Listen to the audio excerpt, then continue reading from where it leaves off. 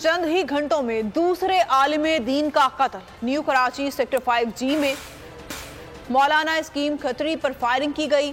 CCTV भी मंजर-ए-आम पर आ गई है। सलीम खत्री को मोटरसाइकिल सवार 4 मुल्जिमान ने घर के करीब निशाना बनाया। तर्जुमान अहले सुन्नत वल जमात के मुताबिक वो कराची डिवीजन के रहनुमा और सूबाई कानूनी मुशीर थे। आपको बताएं कि कराची में चंद घंटों में दूसरे आलिम दीन का कत्ल कर दिया गया। न्यू कराची सेक्टर 5G में मौलाना सलीम खत्री पर फायरिंग की गई। सीसीटीवी फुटेज भी मंजर-ए-आम पर आ गई है। सलीम खत्री को मोटरसाइकिल सवार 4 मुल्जिमों ने घर के करीब निशाना बनाया। तर्जुमान अहले सुन्नत वल जमात के मुताबिक वो कराची डिवीजन के रहनुमा और सूबाई कानूनी मुशीर थे।